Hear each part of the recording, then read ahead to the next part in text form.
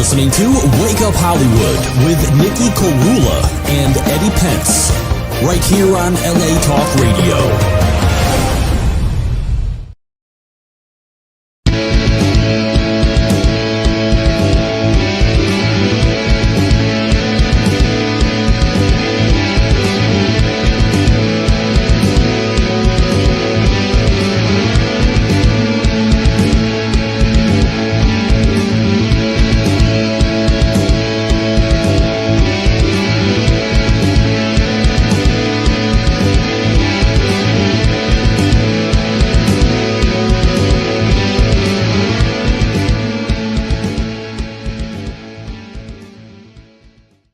Wake Up Hollywood. This is your host of the most, Nikhil Korula. We're going to jump right into this special interview. We have a very talented singer-songwriter. She just played my Songwriters in the Round last weekend in Los Angeles, Miss Olivia Rose. How are you, Olivia? Hi, I'm so good. How are you? Good to see you again so soon. I know. Long time no see. This is so exciting. I know. And you know what? You killed it. I got to say, it's always nerve-wracking to do something like that just because you never know how the night's going to unfold, but you brought it. You brought your A game. You were so dialed in with songs. You knew what you were playing. It was just so polished.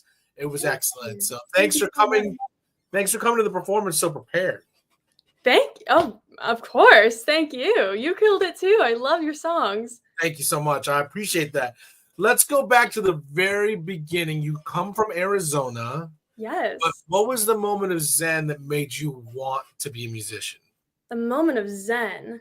There are a few. I would say one moment that comes to mind is when I was in third grade. I remember sitting on the monkey bars and I had my light up journal and my Mickey Mouse pen and I was writing music and I finished my first ever entire song. And I was like, oh my gosh, I just finished a song. And I ran around the playground and I was like, I'm going to do this for the rest of my life. Wow. You must have been 6 or 7, 8? Yeah. Wow. I think it was 8 or 9 maybe. Were you playing guitar then? Yes, I was playing guitar and piano. Wow, that is incredible. That doesn't happen very often. How did you first start playing guitar? Did you start taking lessons even earlier before that? Yeah, I took lessons. I started playing piano first when I was 4. We had a grand piano in my house, and I asked my mom if I could take lessons, and she signed me up. And then I started playing guitar when I was 8. That's so crazy. So did you have an artist that you fell in love with right away that made you want to start playing the instruments? Yeah, that artist is Taylor Swift for me. Oh, that's awesome. Was Yeah. it one of her earlier country records, or was it? Yeah. Okay. All right. Was it a certain song that made you go, I want to do this right now? Was it a performance that you saw online or something like that? Honestly, it was the first time I either heard Tim McGraw or Love Story on the radio. I don't remember which one, but one of those two for sure. And you were like, that's it. I know what I want to do with my life. It's going to be a long road, but I'm going to start now. So You started putting songs together. Do you remember what your first song was about? Was it about a boy crush or a girl crush or an anybody crush? Or was it just dealing with life? As an 8-year-old, you're like, I'm trying to figure out my whole dream status. What was the whole situation? Yeah, that song that I mentioned that I wrote in third grade was called Twice the Fun. And it was about just how everyone has their own ideas of fun. That's awesome. That's pretty introspective for an 8-year-old. I guess so.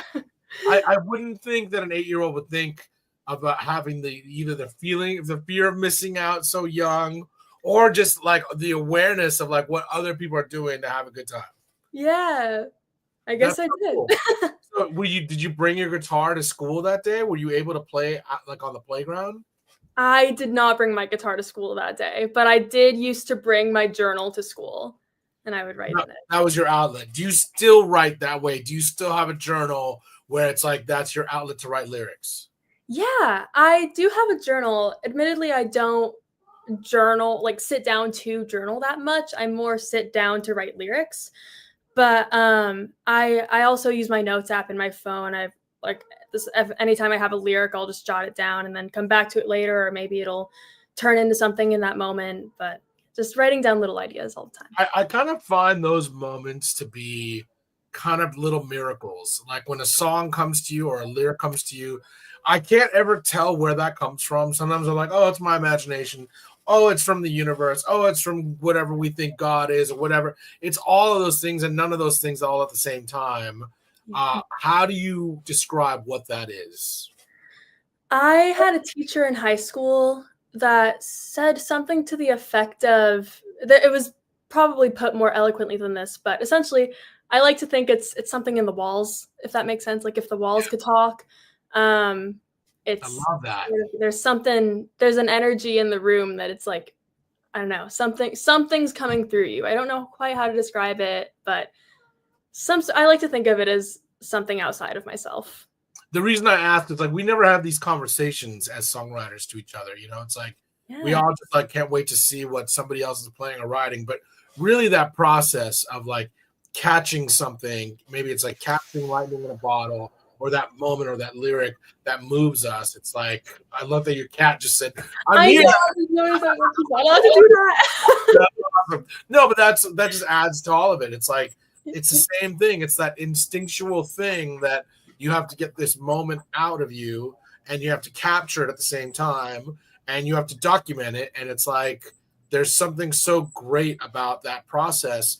And it is, I don't know if it's like it makes us all feel like we have purpose because of it, but it really does make you feel special that you're able to catch and capture something like that. Tell me what that feeling is like for you. 100%. Purpose. It really is. Like I just always feel the best when I've written down something or when I've come up with a new chord progression and like even just like hummed a melody over it. Like anything that gets my creative energy out is what gives me my purpose. I love that. And you know, what's really cool too. This is what I love. It's like all of us have musical heroes. Like we see somebody and they move us to the extreme to the point where it's like, not only do we love what they do, but it ignites something in us to make us want to do the same thing. You know what I mean? And it's not an easy life. You know this. It's like it's such a curveball as to like what's going to happen, what's behind, you know, door number one. What's really crazy, you know, we talked about this. I talked about this at the Songwriter in the Round, but I wrote a song 20 years ago that I played it was the first song.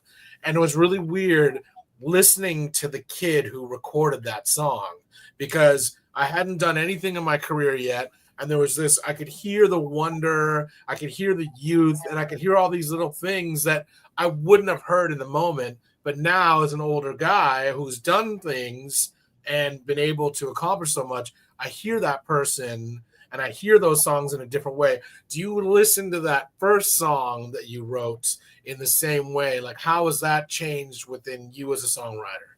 Totally. By the way, I loved that first song. Thank you. Thank you so much.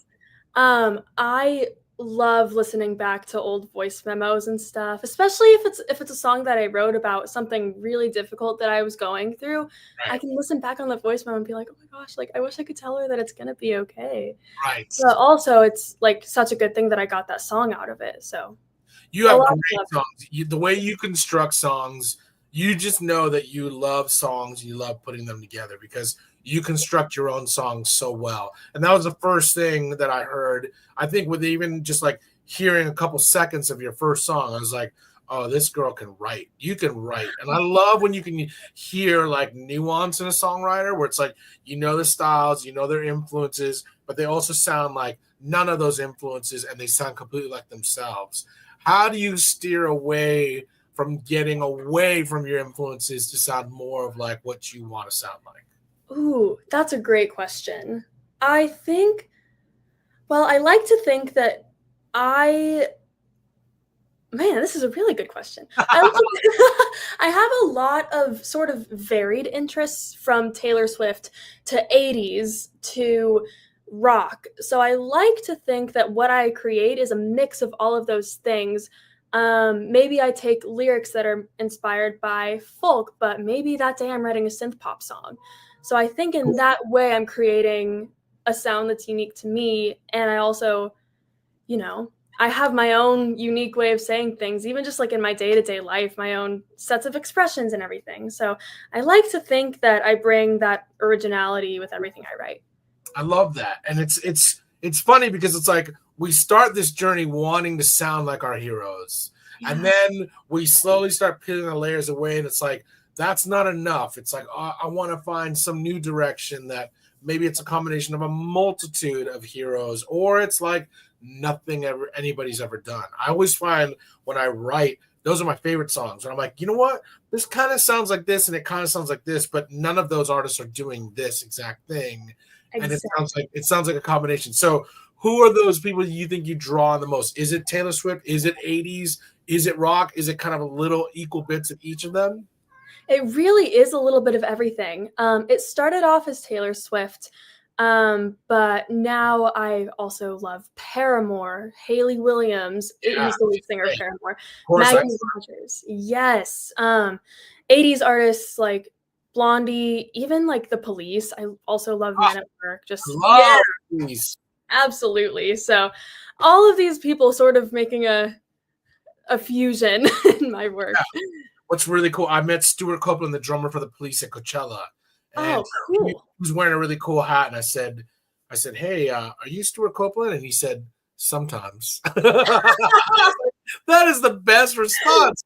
But I love The Police. I just bought a vinyl of them. I just love that sound so much. It's something I'm always going to listen to and try to draw from. But I love that you're influenced by some of these early influences, like Blondie and The Police are not in your generation. Was it your parents? Was it just like playlists on Spotify that kind of like nabbed your attention for these other artists? A bit of both. My mom always listened to 80s music on the radio. Whenever we were in the car, it was always either 80s or country. That's awesome. Well, that makes sense then. It's like, it's like for me, it's my older brother. Like my parents loved classical music. So my brother was always bringing in rock bands and people that I'd never heard of. And so he was bringing in U2. So it's funny that how much family is a huge influence on us, on what we're listening to, how we're listening, and the styles that we're going into. Do you like when Taylor started going into her pop phase, did that change? Like, oh my God, she's doing something that is different. Did that change like how you reacted to her music, or did you are you still like a diehard fan and you still love all her new directions? Yeah, it didn't change anything at all for me. And it makes me love her more, actually. I love it when an artist switches things up and explores different areas that maybe they didn't even know they were capable of doing before. I just think it's so cool. I love watching people's evolution. Yeah, she's got some great pop tunes, like especially the first record. I think is it 1984? Is that her first? 89. 89. That's right. Sorry, there's another record I'm thinking of, or a book I'm thinking of. 1989 was such a powerful pop record for her that it's. I think the whole world took notice of her in a different way. It's like, oh, this is like a seriously legit pop sound, and in a lot of ways, it changed what pop music was doing. How do you think pop music is changing now, and where do you think it's going? Ooh, pop music, I think these days has gotten, I mean, as years go by, and as we evolve as a society, I think it gets more and more intersectional. And I love that we see so many women in the industry right now and so many queer women. Right.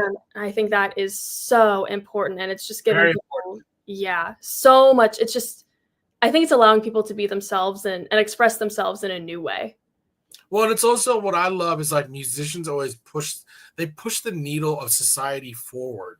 So it's like when you see more of those people in the spotlight, it's like, oh, you see the needle of society is going to move forward because it's like, oh, this is more accepted. This should be more accepted. It's moving people out of their comfort zones, and that's great. It's like that's what music does. That's what art does, and I just love when it keeps doing that. Who are you majorly influenced now as you're writing and making records? Do you find that some of those influences change, or do they stay the same? I am super loyal to the bands that I love. So in a way, it stayed the same. I always love Taylor Swift. Paramore's been around almost all my life, and they're still going and still evolving. But right now, I would say it's a lot of Paramore, a lot of Maggie Rogers, a lot of a band called Haim I really love, and Lady Gaga just released an album. And yes, record, like it's a very it's almost like emo pop, like it's like dark pop, like her old stuff.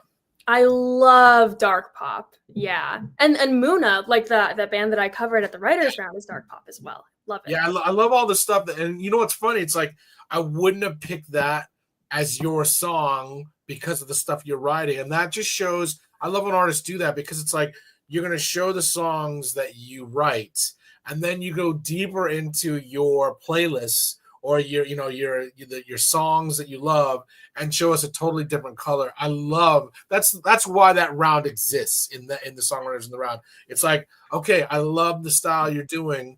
And then you show us another card. How did you choose that song? Like, because you said you love Muna. What was it about that song that made you want to play it? I would say that song, if you listen to the album in full, this is one of maybe two songs that's super stripped down, and just very, very honest in a way that felt reachable for me in my catalog and in my artistry. I feel like it ties into the songs that I write in a way that's not the same sound, but in a way that kind of, like you said, offers a different sort of color and perspective. Yeah. But at the end of the day, I love introspective pop, and I do tend to write very introspective music. And that song was also introspective in a way that I wish that I've done before and strive to do. I love it. Well, let's play something of your songs first. Ooh. What do you want to play us first? Your choice. Ooh, let's go for I'm in Love and You're Not. Speaking of that folkish sound. Yes, and she played this at our Songwriters in the Round. Here's Olivia Rose with I'm in Love and You're Not. Now you're on the phone with her, and I wonder where I stand. Overthinking where I went wrong, 'cause I'm not holding your hand. Wouldn't all my issues go away if we were lovers? Nothing else would matter, at least I know we're together. I'll be first to tell you I'm a hopeless romantic, but loving you just makes sense. I'll always wonder what I could have done different to make you feel the same. I know it's nothing that I did or didn't do, but I do it all over again. I wish you could see what you mean to me, but you don't, and that's okay. It's not your fault that I'm in love and you're not.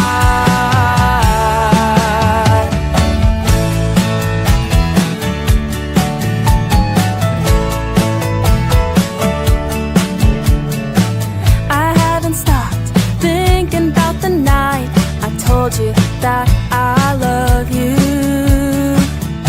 In the moment you didn't say it back, but I'm still hoping you might.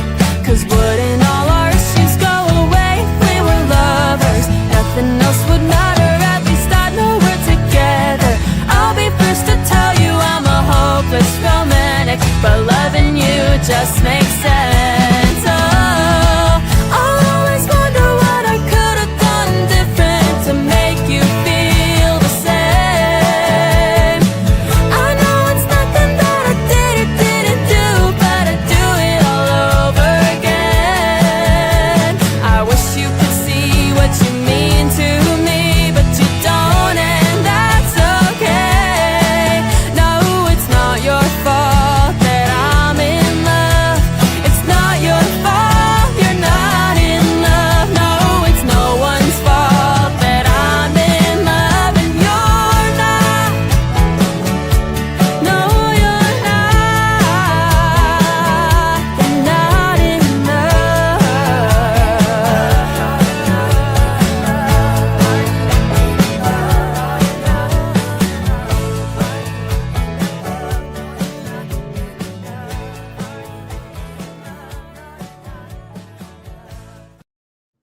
Love it.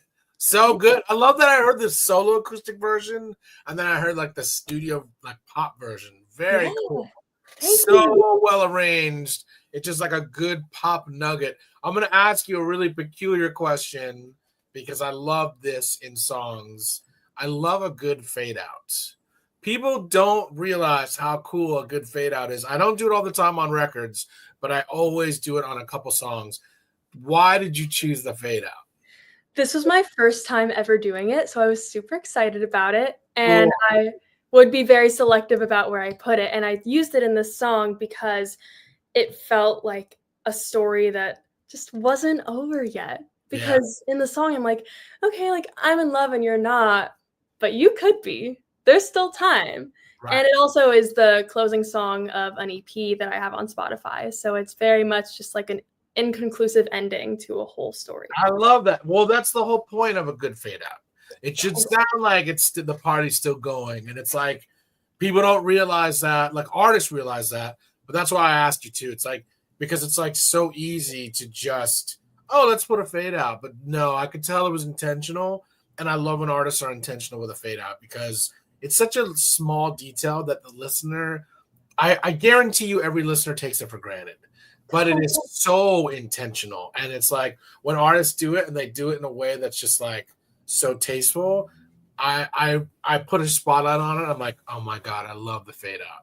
Because the fade out, like, when you listen to a good song and it fades out like that, you're like, oh my God, I don't want this to end. And when you put that in your own songs, you want to give people that same feeling. And it's like, hopefully it does the same thing and I'm sure it will, because this was a very good fade out. So, and I don't know if you got like nerdy about it, but like I was like nerdy about where I put fade outs. I was like, oh wait. Oh no, it's a second too late. Oh, it's a second too early. Oh, yes. That is kind of the coolest part of the fade out too. Yeah, so intentional. Yes, I love that. So the reason I wanted to ask you that is because you're very intentional with your arrangements. Tell us like what went behind the arrangements of the first song. Okay. For I'm in Love and You're Not, let's see. I would say first off, the song starts right away, full instrumentation, which isn't something I do often, which, and also lyrically, it goes, now you're on the phone with her. I'm starting in the middle of a story.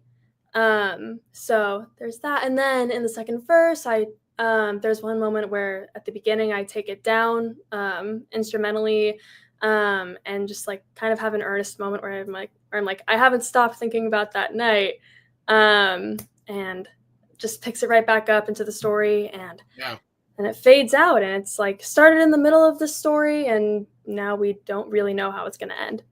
Well, and I love the harmonies on it. Like it sounds like you love singing harmonies, like I love singing harmonies. I do. That's the best part. I remember one of my band members was like, hey, can I sing harmonies on this? I was like, hey man, this is the only time I can ever sing harmonies with myself. Like this, we do this live, no problem.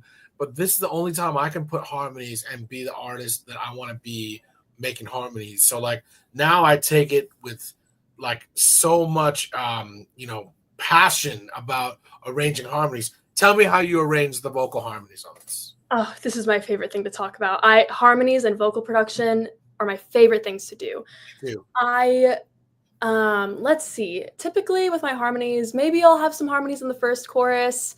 And then I love the way I arrange harmonies is very much comes from my country roots, listening to country. Yeah. I love adding like maybe a third in the first chorus and then throwing in a fifth in the middle of the second verse. That's the sweet spot. And then maybe in the second chorus, we've got a 3-part, and last chorus, maybe a 3-part and some ad-libs. I do very much the same thing. I do one harmony in the first chorus. Sometimes I'll wait and do the first harmony in the second verse, like just one line, something like that. And then it's in the second chorus. And then the third chorus has 3. I do the exact same thing. And it's like, it just makes so much sense when it's like arranged subtly like that. That's why I asked you. I'm like, oh, you've got some stuff. So were you listening to records that were doing the same things that gave you those ideas? Or were you just like, this feels right to do it like this? I think subliminally, yes. Because I grew up listening to country, like old Taylor Swift, any song on country radio, I found that was happening a lot, and I didn't realize how much it worked its way into my own music until I really started recording over the last few years, and I was like, oh wait, that comes from everything I grew up listening to.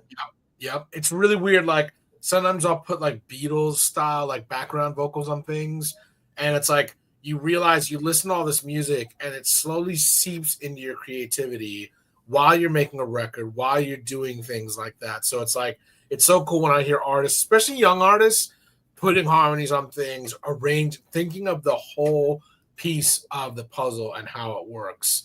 Tell me what that first experience was like for you to go into a studio and record your own music. Ooh, okay. So I was part of this very cool program in high school called CMAS. It's in Phoenix, Arizona. My high school was the only high school in the country that's done it. Wow. And we had a recording studio at my school. Wow. So yeah, That's so since freshman year, I started recording songs there and also learning how to audio engineer. And wow, that's incredible. Really? Yeah. They don't have that at most schools. That's crazy. That's I'm awesome. super lucky. And that's kind of like one of those synchronistic things. Like for me, it was like, I didn't realize I sang in a children's chorus, and that's what got me into it. And that's where Billie Eilish came out of. She came out of the same chorus. Whoa. So it's really crazy. So like what's really funny is one of my friends who's been singing all of her life, her daughter is now in that or her daughter was in that. Actually, she has one daughter in that chorus. One daughter was in it with Billie. So it's just like, it's so crazy to see how that kind of influenced their music. But the thing is, it's like not an accident. It's like, it's not an accident that you're around these environments, because it makes sense for your trajectory that you had that experience to have. And now look, you're in LA doing music. Let's talk about that for a second, because you come from Arizona. It's a smaller pond than Los Angeles. Now you're in a much bigger pond.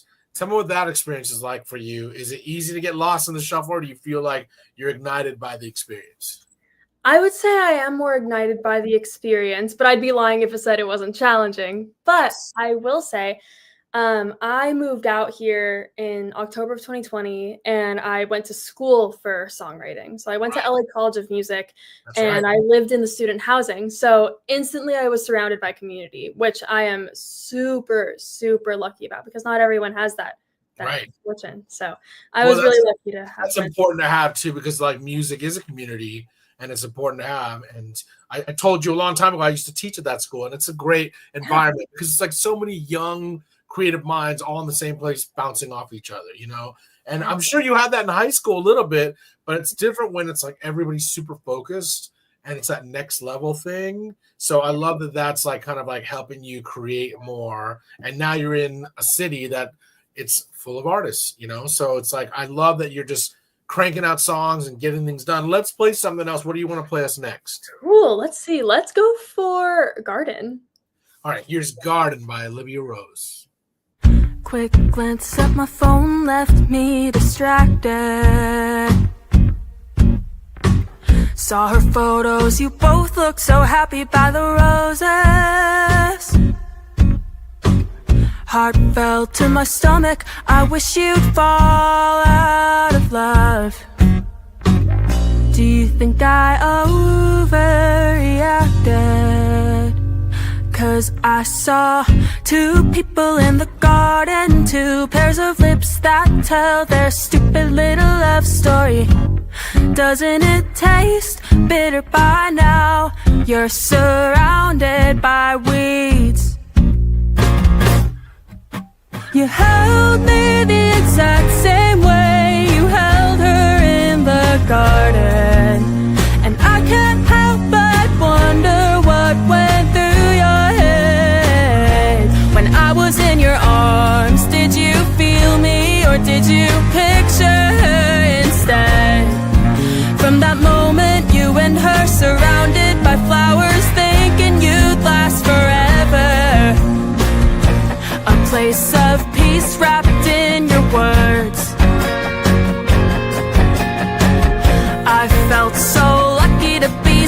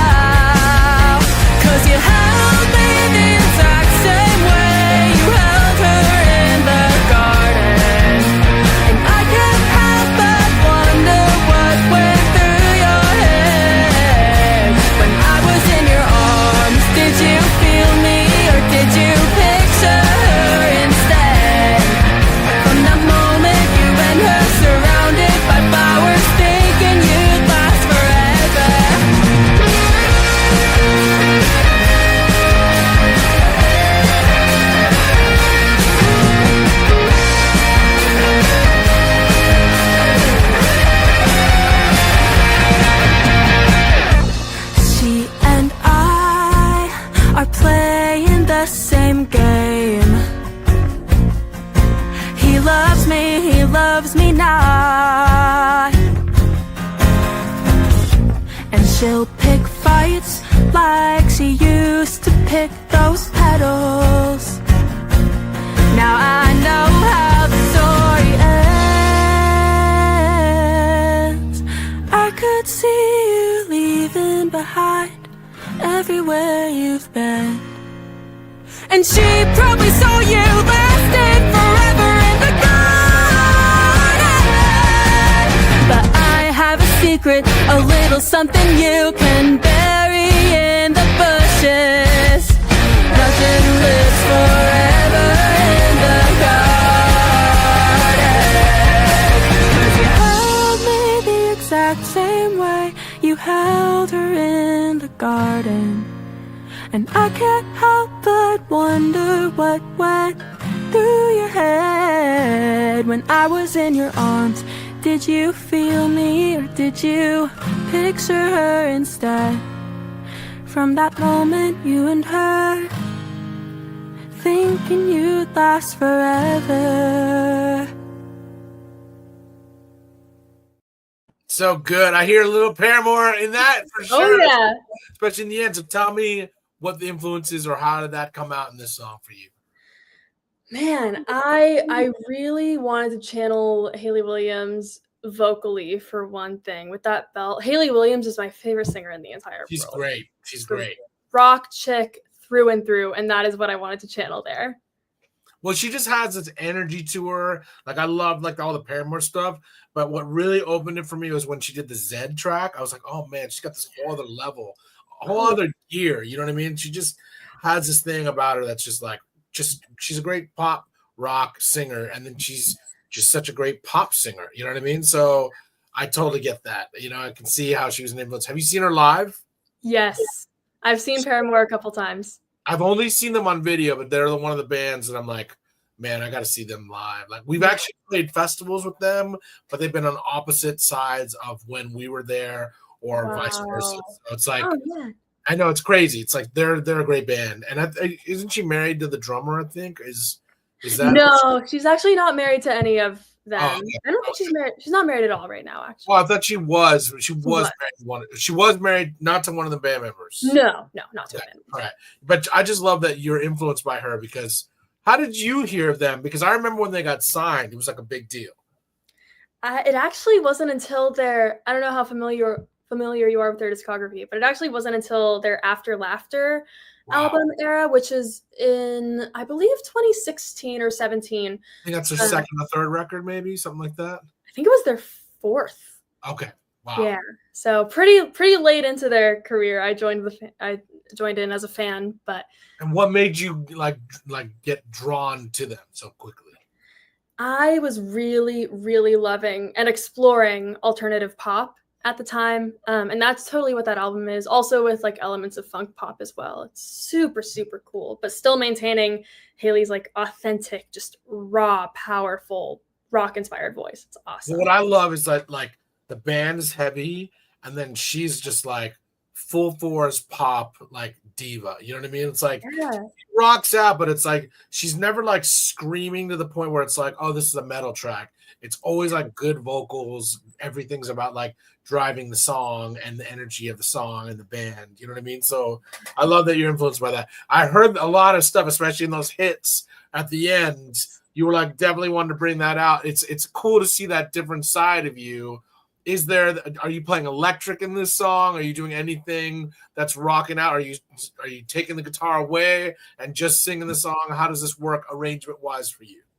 Yeah, I didn't play electric guitar. My boyfriend actually did play electric on it. I played acoustic guitar, and sang. And that's my boyfriend played bass and electric guitar as well. And my best friend played drums. Well, it just sounds like a well-oiled machine as a band.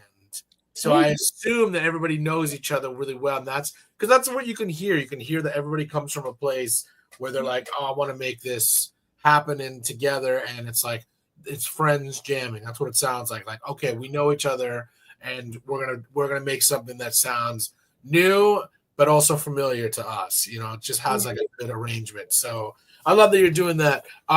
When you're writing, are you thinking of the style that it's going to be in when you're recording it, or are you kind of like waiting to see how that's going to change once you're in the recording process?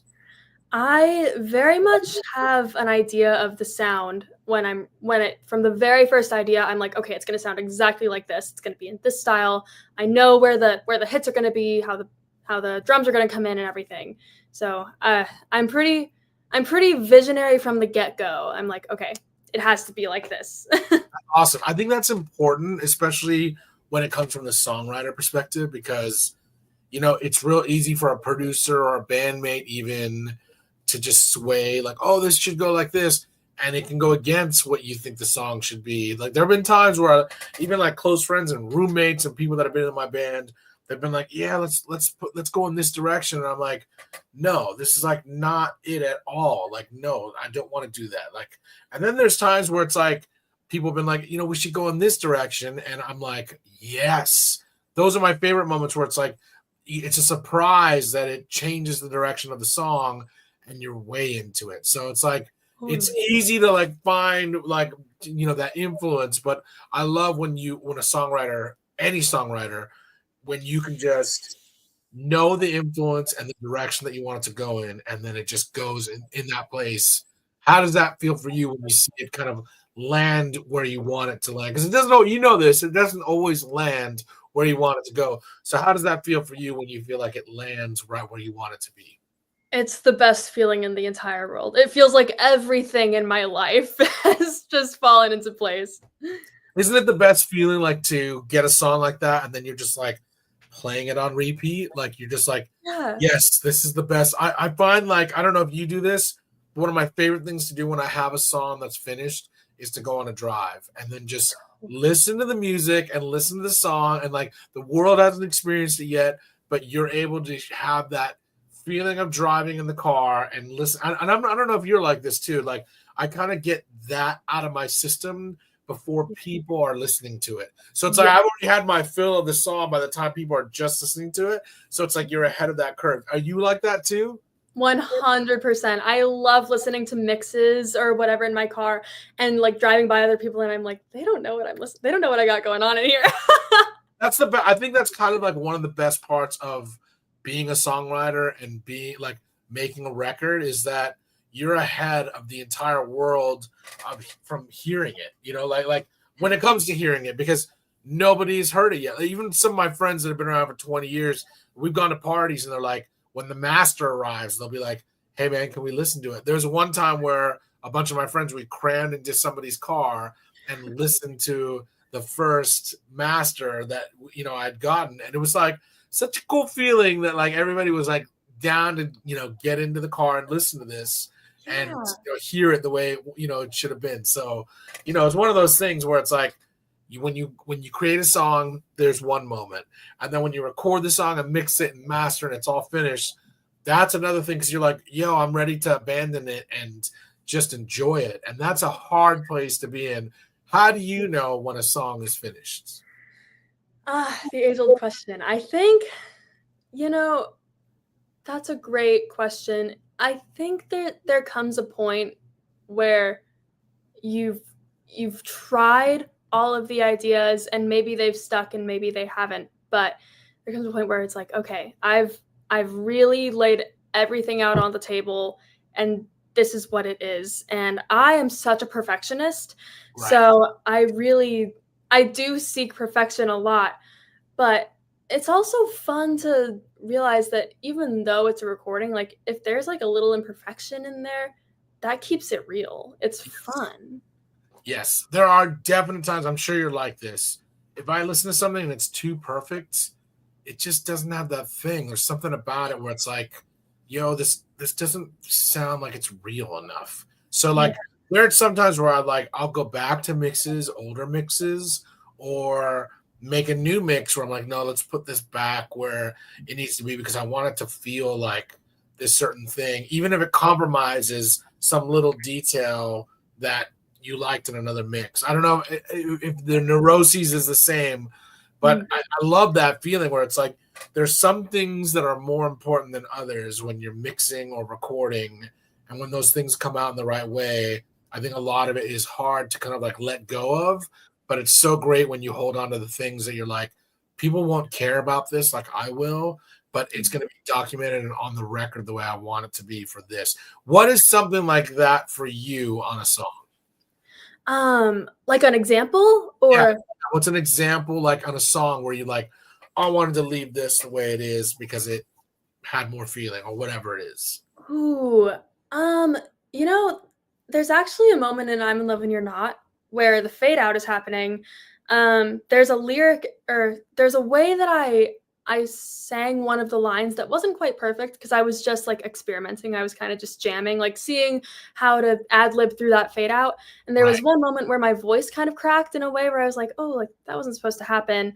But we kept it because there's a certain almost charm in that. And it's like, it's true. It's like, no, you're not. Like, that's not how I said it, but like it's like there's a voice crack in there that it adds just a level of rawness and honesty that I try to capture in all of my songs. I love that. You know, and it's like artists aren't doing that enough because it's that need to make it sound perfect and be perfect because you're competing with everybody else that sounds perfect. And it's like, I kind of feel like more of that needs to happen in music because that's like the human condition. That's the human experience being documented on the record because no computer can ever create that. Like it's the most human part of the voice. It's the most human part of emotion sometimes. And it's like you take that out of a song, you kill that emotion and that rawness and really the nuance of it being human because you know this, computers can never sound imperfectly perfect.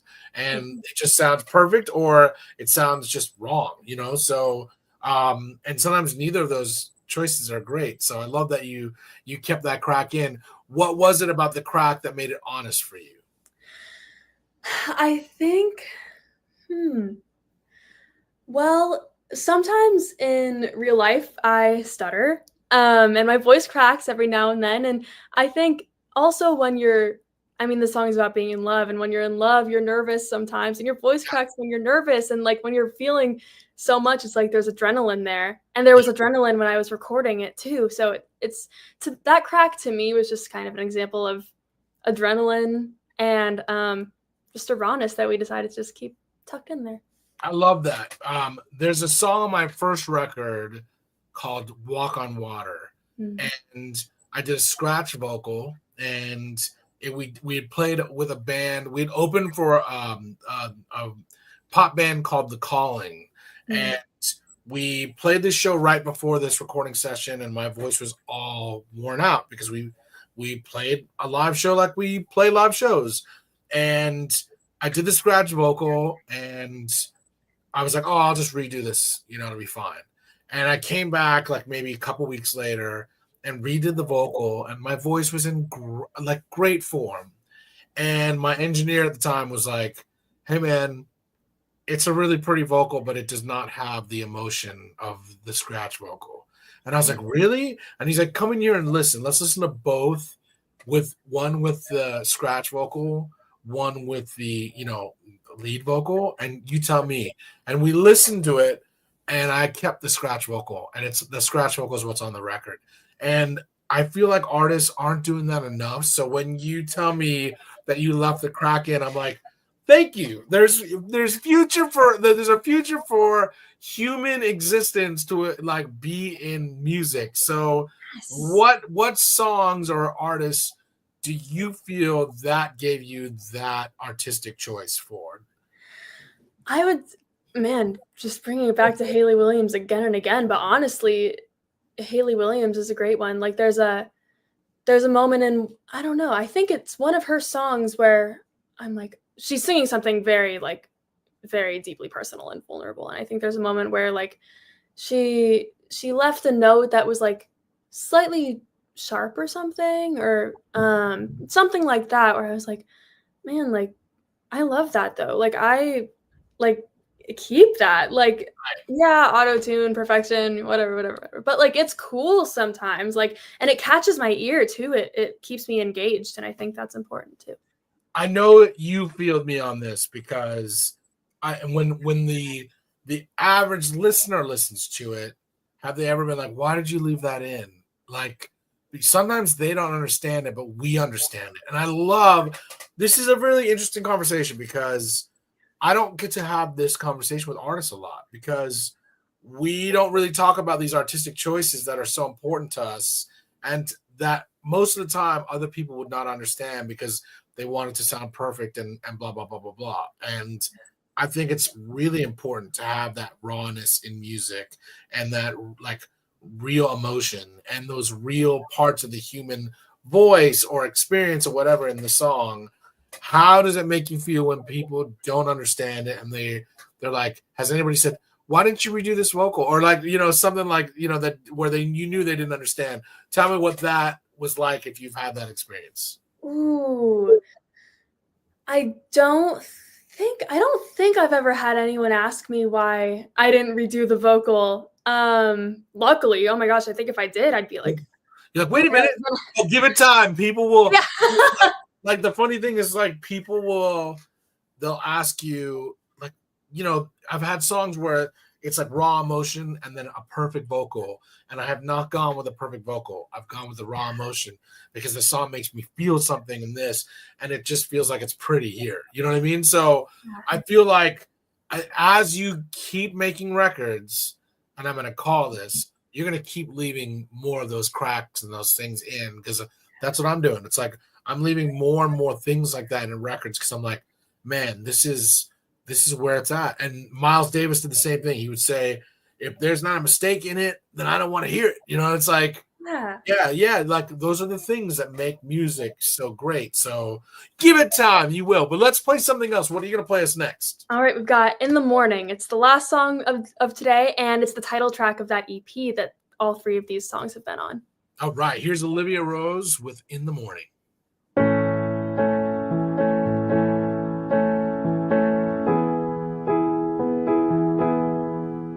Did you know I felt so close to you? The night we played my favorite song and I danced around the room. I wanted it to last forever, but the night had to end. And that's when I felt it begin. You left the apartment, turned off the light, and you took a piece of me. I wish that you stayed and kept me up all night, but I'll see you in the morning.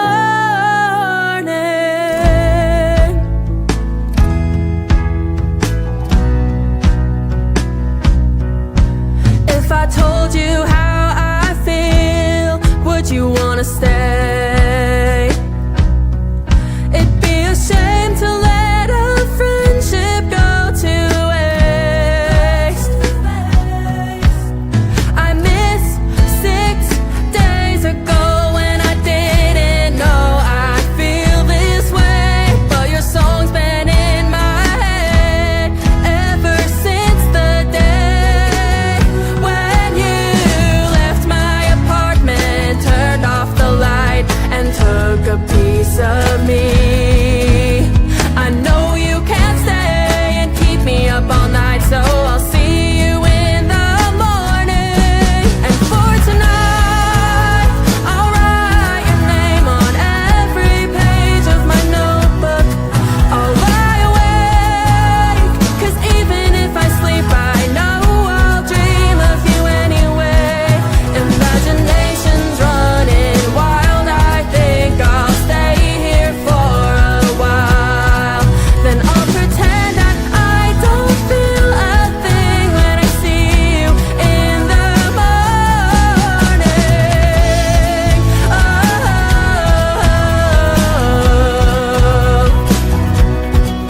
I'll be your little ray of sunshine, tell you everything's okay after all my time away. I wouldn't add it to the list of all the things you're going through, so I'll hide it through the day. And for tonight, I'll write your name on every page. I'll lie awake,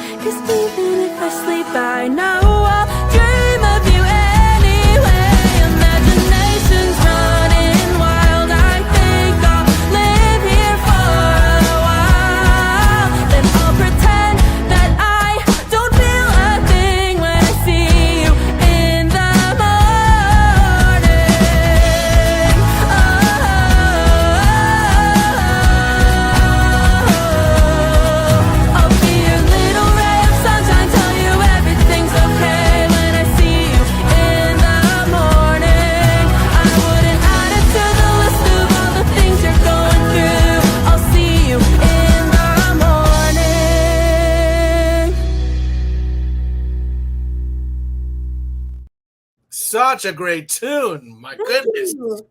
So tell me, this arrangement really opens up. It's got such a good vibe. Tell me what your vision for this song was. The vision was to just make a song that feels, it's a little bit sad. It's a little bit like, oh, like this person doesn't really like me back. But there's also like, I wanted to capture like a morning energy. Like there's a certain brightness that I really wanted to capture. And especially with those background vocals where I'm like, like, it's just like, I don't know. I wanted to keep it really fun and upbeat, even though I'm singing about unrequited love. It's cool. It's empowering. That's what I like about it. It's Thank like you feel this heaviness in the lyrical content, but you hear this empowerment in the sound and vibe of the song. I do that a lot too, which is why I was asking, because I'll take a sad song and put a happy arrangement around it, and people will be dancing to it. And I'm like, you're dancing to something that I went through that was heartache, but that makes it even more beautiful. So exactly. I'm sure people are having the same response with you. Do you perform with your band a lot?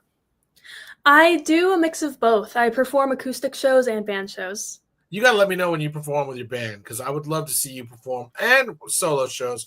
We should do shows together, but I mean, band sounds so great. The arrangements are so awesome. Everything sounds so good and polished and tight and fun. It just sounds like a fun new band and new sound. So I love it. Love it. Where can people find you if they want to find you online? People can find me on Instagram at Hi, I'm Olivia Rose, and on Spotify, my name is Olivia Rose. There are a lot of Olivia Roses, so you can also search In the Morning, which is the name of my debut EP. Awesome. Olivia, you have an open invitation to come back whenever you have a new release. Thank you. Your music is so great. I'm so glad we got connected. Thank you, Jess Casanelli, for connecting us. I got to have Jess on the show too. But you know, it's just really refreshing and reinvigorating to hear new artists making really good music, because I'll tell you, as an old guy on the block, I'm always like looking to see what are these young new artists doing, and are they doing it in a way that's has a message, has a sound, has a vibe. You got all of it. So I hope you never stop writing. I hope you never stop making records. I hope you never stop performing. Thank you for being a guest on Wake Up Hollywood, and for my Songwriters of the Round. High five all the way around. Thank you so much for having me. Of course. Well, on behalf of Sam, myself, and Olivia, we'll see you guys next week. Take care of each other. Take care of yourselves. Check out Olivia Rose on Spotify and on all major platforms. And we'll see you guys next week. Peace, love, and hair grease.